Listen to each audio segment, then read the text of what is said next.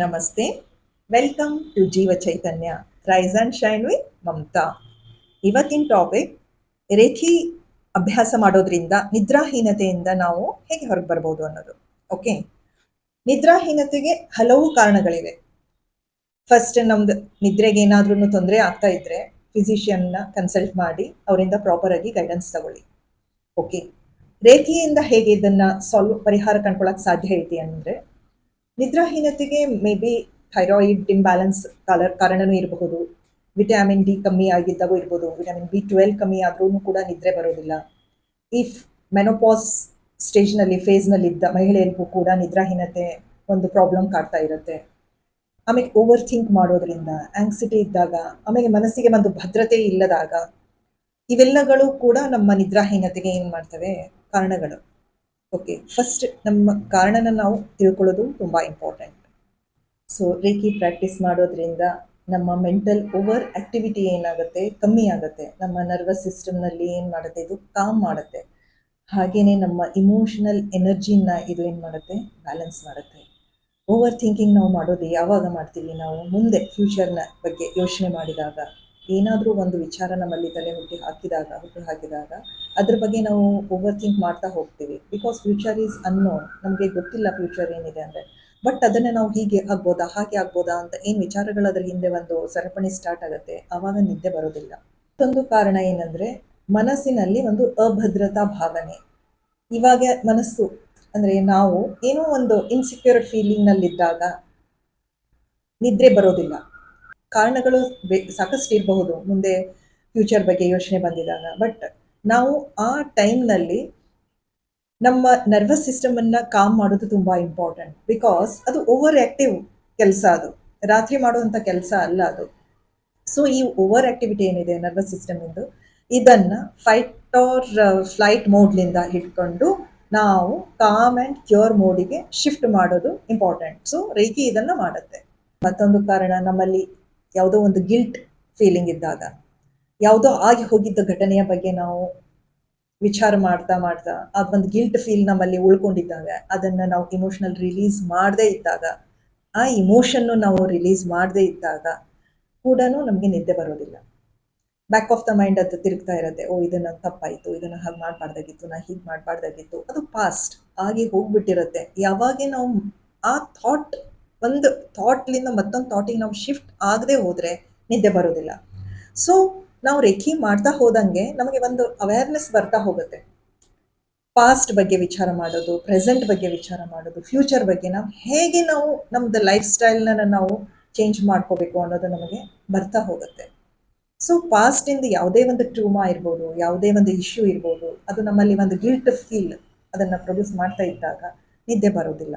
ನಮ್ಮ ದೇಹದಲ್ಲಿರುವಂಥ energy ಸೆಂಟರ್ಸ್ಗಳಾದ root ಚಕ್ರ, heart ಚಕ್ರ ಹಾಗೂ ನಮ್ಮ ಆಗ್ನೇಯ ಚಕ್ರ, ಈ 3 ಚಕ್ರಗಳು ಏನಿದಾವಲ್ಲ, ಇವು ನಿದ್ರೆಗೆ ಸಂಬಂಧಪಟ್ಟಿದೆ.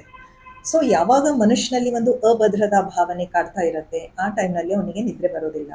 ಸೊ ಅದು ನಮ್ಮ ರೂಟ್ ಚಕ್ರಕ್ಕೆ ಸಂಬಂಧಪಟ್ಟಿದೆ. ಯಾವಾಗ ನಾವು ನಮ್ಮ ರೂಟ್ ಚಕ್ರನ ಹೀಲ್ ಮಾಡ್ತಾ ಹೋಗ್ತೀವಿ, ಸೊ ಆ ಭದ್ರತಾ ಭಾವನೆ ಅವರಲ್ಲಿ ಆಟೋಮೆಟಿಕಲಿ ಬರ್ತಾ ಹೋಗುತ್ತೆ, ಫೋರ್ಸೆಬಲಿ ಅಲ್ಲ. ಸೊ ಆವಾಗ ನಿದ್ರೆನೂ ಚೆನ್ನಾಗಿ ಬರುತ್ತೆ. ಸೊ ಸೆಕೆಂಡ್ ಒನ್ ಬರೋದು ನಮ್ಮ ಹಾರ್ಟ್ ಚಕ್ರ. ಯಾವುದೋ ಒಂದು ಗಿಲ್ಟ್ ಫೀಲಿಂಗ್ ಮನಸ್ಸಿನಲ್ಲಿದ್ದಾಗ, ಯಾವುದೋ ಒಂದು ಇಮೋಷನ್ ಮನಸ್ಸಿನಲ್ಲಿರೋದಂಥ ಭಾವನೆ ಯಾವುದೋ ರಿಲೀಸ್ ಆಗದೆ ಹೋದಾಗ, ಯಾವತ್ತೂ ಅದು ಬ್ಯಾಕ್ ಆಫ್ ದ ಮೈಂಡ್, ನಾನು ಇದು ತಪ್ಪು ಮಾಡಿದೆ, ಇದು ತಪ್ಪಾಗಿರಬಹುದಾ, ಈ ರೀತಿ ಇದ್ದಾಗ ಅವಾಗೂ ಕೂಡ ಏನು ಮಾಡೋದು, ನಿದ್ದೆ ಬರೋದಿಲ್ಲ. ಸೊ ನಾವು ನಮ್ಮ ಹಾರ್ಟ್ ಚಕ್ರನ ನಾವು ಹೀಲ್ ಮಾಡೋದ್ರಿಂದ ಈ ಪ್ರಾಬ್ಲಮ್ಲಿಂದ ಹೊರಗೆ ಬರ್ಬೋದು. ನೆಕ್ಸ್ಟ್ ಒನ್ ಇರೋದು ನಮ್ಮದು ಆಗ್ನೇಯ ಚಕ್ರ. ಆಗ್ನೇಯ ಚಕ್ರ ನಮ್ಮ ನರ್ವಸ್ ಸಿಸ್ಟಮ್ ಅಂದರೆ ಪ್ಯಾರಾಸಿಂಪಥೆಟಿಕ್ ನರ್ವಸ್ ಸಿಸ್ಟಮಿಗೆ ಕನೆಕ್ಟೆಡ್ ಇದೆ. ನಮ್ಮ ವೇಗಸ್ ನರ್ವನ್ನ ಅದು ಆಕ್ಟಿವೇಟ್ ಮಾಡುತ್ತೆ. ಸೊ ನಮ್ಮದು ಫಿಸಿಕಲ್ ಬಾಡಿ ಮೊದಲು ಶಾಂತ ಆಗೋದು ಇಂಪಾರ್ಟೆಂಟ್. ಆಂಗ್ಸಿಟಿಲಿಂದ, ಭಯದಿಂದ ಆಯಿತು, ಓವರ್ ಥಿಂಕಿಂಗ್ಲಿಂದ, ಓವರ್ ಆಕ್ಟಿವ್ ಮೋಡ್ಲಿಂದ ನಾವು ಕಾಮ್ ಆ್ಯಂಡ್ ಕ್ಯೂರ್ ಮೋಡಿಗೆ ಶಿಫ್ಟ್ ಆಗೋದು ತುಂಬ ಇಂಪಾರ್ಟೆಂಟ್. ಅಟ್ ದಟ್ ಟೈಮ್ ನಮ್ಮ ಆಗ್ನೇಯ ಚಕ್ರನ ನಾವು ಹೀಲ್ ಮಾಡೋದ್ರಿಂದ, ಆಗ್ನೇಯ ಚಕ್ರಕ್ಕೆ ನಾವು ರೇಖೆ ಹೀಲಿಂಗ್ ಮಾಡೋದ್ರಿಂದ ನಮ್ಮ ಮನಸ್ಸು ಶಾಂತ ಆಗುತ್ತೆ. ಸೊ ನಮ್ಮ ಹೃದಯ ಬಡಿತ ಸಮವಾಗತ್ತೆ. ಸೊ ಒತ್ತಡ ಕಡಿಮೆ ಆಗುತ್ತೆ. ಹೀಗೆ ನಾವು ಈ 3 ಚಕ್ರಗಳಿಗೂ ರೇಖಿ ಹೀಲಿಂಗ್ ಮಾಡೋದ್ರಿಂದ ನಾವು ಈ ನಿದ್ರಾಹೀನತೆಯಿಂದ ಹೊರಗೆ ಬರೋಕ್ಕೆ ಸಾಧ್ಯ ಆಗುತ್ತೆ. ಅಗೇನ್ ನಾನು ನಿಮಗೆ ರಿಪೀಟೆಡ್ಲಿ ಹೇಳ್ತೀನಿ, ಏನೋ ಕಾರಣ, ಯಾವುದೋ ಸಮಸ್ಯೆಗೆ ಕಾರಣ ನಮ್ಮ ದೇಹಕ್ಕೆ ಅಥವಾ ನಮ್ಮ ಮೈಂಡಿಗೆ ಕನೆಕ್ಟೆಡ್ ಇದ್ದರೆ ಫಸ್ಟ್ ನಾವು ನಮ್ಮ ಫಿಸಿಷಿಯನ್ನಿಗೆ, ವೈದ್ಯರಲ್ಲಿ ಭೇಟಿಯಾಗಿ ಅವರಿಂದ ಪ್ರಾಪರ್ ಆಗಿ ಗೈಡೆನ್ಸ್ ತಗೊಳ್ಳಿ. ಅದರ ಜೊತೆಗೆ ಈ ರೇಖಿ ಹೋಲಿಸ್ಟಿಕ್ ಹೀಲಿಂಗ್ ಏನಿದೆ ಅಲ್ಲ, ಇದನ್ನು ಮಾಡ್ತಾ ಹೋದಾಗ ಇದು ನಮ್ಮ ಮೈಂಡನ್ನು ಕಾಮ್ ಮಾಡ್ತಾ ಹೋಗುತ್ತೆ.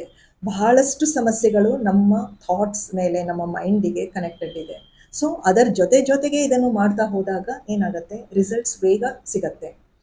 ಓಕೆ, ನಾವು ಹೆಲ್ದಿಯಾಗೇ ಇದ್ದೇವೆ ಅಂತ ಅಂದ್ಕೊಂಡಿದ್ರು ಕೂಡ ನಾವು ಯಾವಾಗ ರೇಖೆ ಸಾಧನೆ ಮಾಡ್ತೇ ಹೋಗ್ತೀವಿ, ಅದು ಒಂದು ನಮ್ಮ ಲೈಫ್ ಸ್ಟೈಲ್ ಆಗತ್ತೆ.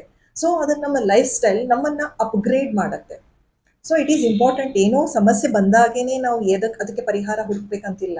ನಮ್ಮ ಲೈಫ್ ಸ್ಟೈಲ್ನಲ್ಲಿ ನಾವು ಒಂದು ಫಿಸಿಕಲ್ ಆಕ್ಟಿವಿಟಿ, ವಾಕಿಂಗೇ ಇರ್ಬೋದು, ಇವತ್ತಿನ ದಿವಸ ಜಾಗಿಂಗ್, ವಾಕಿಂಗ್, ಎಕ್ಸಸೈಸ್ ಏನೋ ಇರ್ಬೋದು, ಒಂದು ಫಿಸಿಕಲ್ ಆಕ್ಟಿವಿಟಿ ಮಾಡೋದು ಇಂಪಾರ್ಟೆಂಟ್.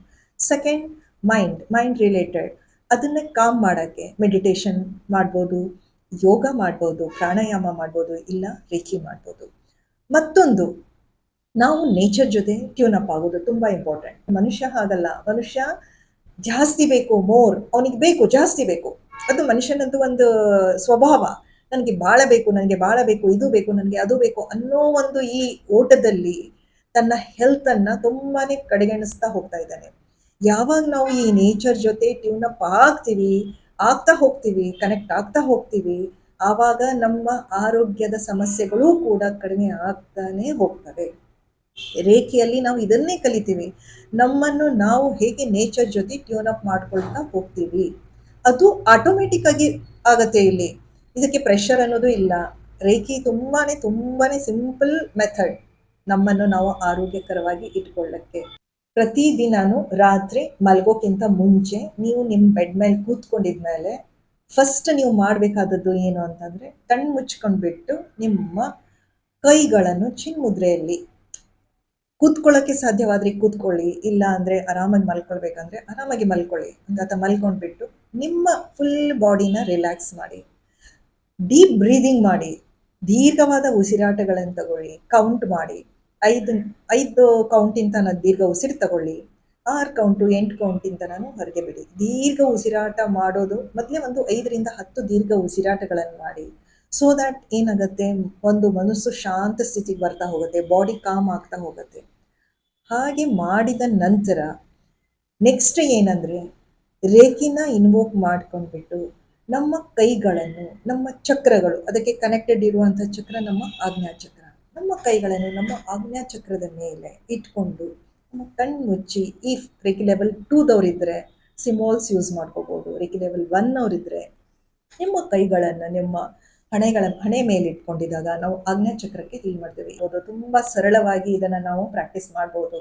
ಸೊ ಇದು ನಮ್ಮಲ್ಲಿರುವಂತಹ ಗ್ರ್ಯಾಟಿಟ್ಯೂಡ್ ಭಾವನೆಯನ್ನು ಇದೇನು ಮಾಡ್ತಾ ಇನ್ಕ್ರೀಸ್ ಮಾಡುತ್ತೆ. ಸೊ ನಮ್ಮ ಗ್ರ್ಯಾಟಿಟ್ಯೂಡ್ ಭಾವನೆ ಯಾವಾಗ ನಮ್ಮಲ್ಲಿ ಇನ್ಕ್ರೀಸ್ ಆಗುತ್ತೆ, ನಮಗೆ ಬ್ಲೆಸ್ಸಿಂಗ್ಸ್ ಏನಿದೆ ಅಲ್ಲ, ಅದು ಮಲ್ಟಿಪ್ಲೈ ಆಗುತ್ತೆ. ಸೊ ರೇಖೆ ಪ್ರಾಕ್ಟೀಸ್ ಮಾಡಿ ನಿಮ್ಮ ಜೀವನನೂ ಕೂಡ ನೀವು ಅಪ್ಗ್ರೇಡ್ ಮಾಡಿಕೊಳ್ಳಿ. So thank you very much.